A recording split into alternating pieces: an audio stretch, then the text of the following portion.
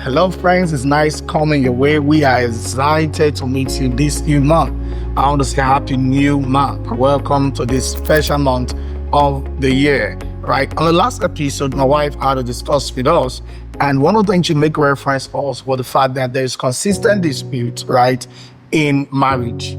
And disputes seem not to be visible in marriage when the couples are mature and when they are ready to forgive consistently, right? And you must understand that conflict is something that is kind of natural, right? It happens consistently in marriage. It happens not just in marriage, in the working setting, right? In organization, in the normal friendship, right? Conflict is a normal thing that happens. And if you really don't know how to resolve conflict, it's going to be a major challenge for you to schedule life, not just marriage, but also in your business, in your career, and other things, in church, and the rest, something like that. So conflict management usually is what is taught in school, but people tend to look down on that subject matter, even though they study it in school, right? But I think one of the major things that we must take note of in conflict resolution is the fact that we must acknowledge the conflict. Now, in acknowledging the conflict, one of the things that is you must take note of is identify the problem.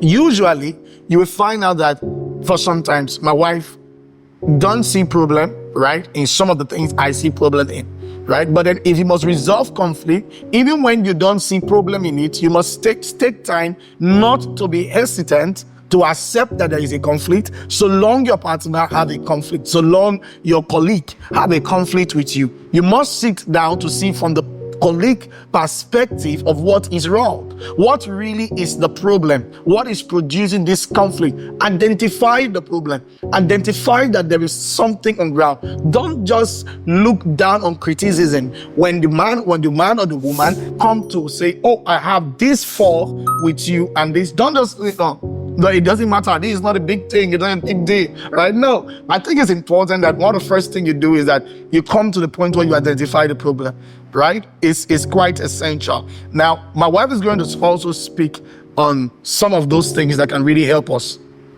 All right. You see, one of the ways to manage conflict is to actually pay attention. That's to listen and then to communicate wisely. While you are listening to the complaints of your spouse or a colleague that's angry at you, it may also trigger an anger in you, but then you owe yourself or your partner a very good by paying keen attention to what they are saying, not reacting immediately while they are complaining. First of all, listen. So in as much as you have identified that there's a problem, you have to listen. Calmly listen to whatsoever complaint it is. And then while you want to communicate back, be sure not to reply in anger. Oh, yeah. Don't respond to a person that's already angry in anger or with anger, because it tends to lighten up the whole situation even more. Do yourself well, do your partner the very best, the very good, to have them listen, respond responsibly, respond maturely, and be sure to see that all of your response births a kind of reconciliation and not propel more anger. That's true.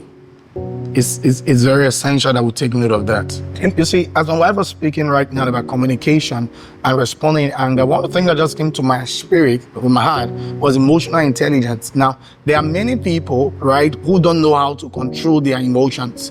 And that is a big problem. And that is one of the major reasons why we communicate in anger, because there is no emotional balance. We can't control our emotion. There is no emotional intelligence. And so we are not concerned about our spouse's emotions. Usually people are selfish in conflict management. They majorly always want to consider themselves rather than the person in question. Yeah. You see, whenever you come to marriage or you come to a relationship setting, when you are settling conflict, one of the things you have to be focused on, right, is the person's emotions. Yeah, so that would mean that even though I have a situation with my wife and I'm trying to bring a correction to her, I must also be concerned with her emotion, how she will feel, how would this play out to her. And that would mean that sometimes you have to go to the mirror and then you say those words again to the mirror, right, that you want to say to her, and ask yourself, if these words were said to me, I feel good. And why these are important is because sometimes we end up using abusive words in terms of settlement. You are settling, but yet you are abusing. Now, you can't come to a compromise like that. And so you must come to the point where you are emotionally balanced for you to be able to settle and resolve conflict. If there is no emotional intelligence, there's going to be a problem. You must have emotional stability, and you must be rest concerned also about the emotions of the person you are communicating with. I think that's kind of a bit basic because many people don't consider that, and that is a big problem. And this is where compromise also still come into play, a place where you have to agree to disagree, right? Sometimes at certain point in times when resolving conflict, when you notice that the person is emotionally high, anger is there is a bit of agitation, that is when you sometimes can agree and accept to be wrong, even when you aren't wrong. And the reason is just so that you can bring stability and the person can be emotionally stable. And later on, you can come and say, actually, sir, can we evaluate what happened then? Then the person is in the right state of mind to evaluate. At that point, you can then disagree with what the person have done. But if you are disagreeing in the place where the person is already agitated and angry, hey guy, you are going to have backbooks. In the Nigerian English, that is what it is, backbooks. In American English, what we call that? Fact. Mad. You're mad. Oh, okay. Just tend to say you're mad. She kind of know English more than me, but oh, wow. By the way, I graduated from university, by the way. Oh, that's not an issue right now. All right, so you will see that there's going to be fight. Why? Because there is a conflict of emotions. Allow the persons to come down emotionally before you can relate. So sometimes you accept to be wrong, even when you are not wrong. You see, the beautiful part of a conflict sometimes is not really about who is right or who is wrong, right? It's really about peace being in the organization. It's really about peace being in the marriage. If you don't have peace, it's going to be a problem. And so sometimes you have to trash who is right, trash who is wrong, and try to compromise, just so you can achieve certain level of goal. And this is one thing I think we must learn. Never rebuke people right in public. Try your best to always learn to make your rebuke to be private, because people have ego. Is natural, especially with men. But sometimes women make this kind of mistake. We have ego. I know, right? We have ego. Yes. And so it's important that you understand that this ego can be affected when you insult us in public, or when you try to correct us in public. You might be saying the right thing. The man knows you are saying the right thing, but he's not going to accept it, not because it's not right, but because of the manner in which you presented the right thing. So corrections also should come in a certain way that will not also affect the person's personality. And that is very important. So make sure you are not correcting people in public. It's very important. Learn to also come to the place where you constantly respect your spouse's decisions. Because sometimes conflict management is resolved in various ways. For example, I want to discuss a conflict with my wife, and then she tells me that, all right, sir, please, can you just give me space, let my head calm down? I said, no, we have to address this thing right now. No, you always like going away from. Now, you see, what you end up doing right there is that you are becoming, the person is already angry, you are becoming harsh with your words, your voice have increased, there is a problem already. Some people don't have a low voice normally. Then when they start getting angry and start shouting, it becomes worse. So I believe one of the basic things you will have to do personally is to come to a point where you allow people to calm down before you.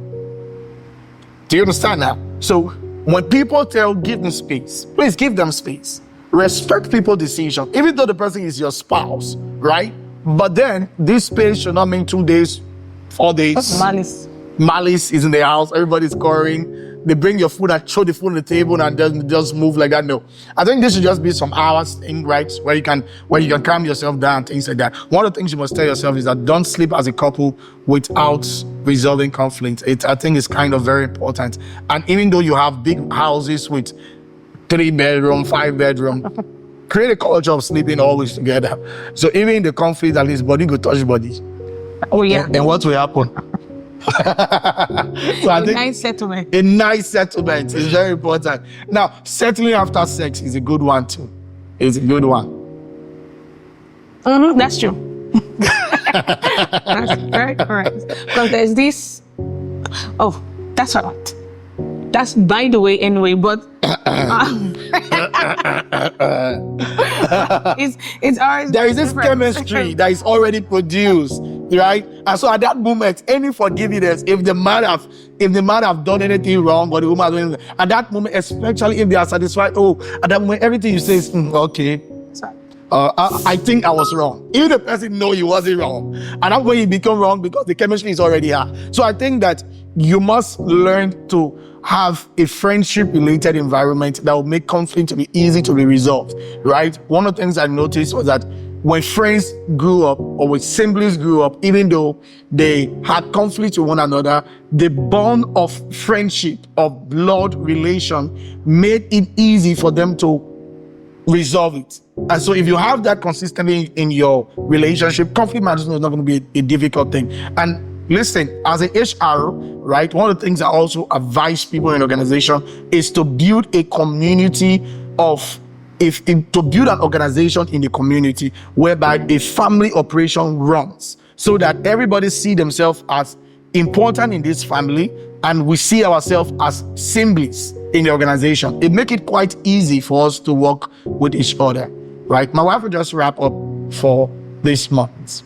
All right.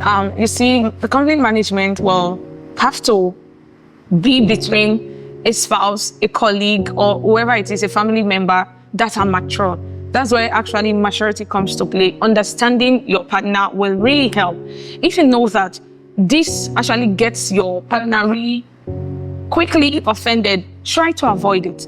Understanding is a priority in conflict management. Understand the person, know how to work with them, and that's how much and how well you can avoid conflict. Conflict is sure to happen, but do your very best as a mature person, as a good spouse, as a good colleague, as a good friend, as a good sibling, to avoid conflicts with all that is in you. And so we'll see you again next month. Stay positive, stay blessed, stay jiggy, and the Lord bless you richly. We'll come your way again. We'll come your way again. Ask the Melvins. Do well to click the like button, the share button. Should they enter your eye, Abby? And just wait. All right, we'll see you again. Take care of yourself. God bless you.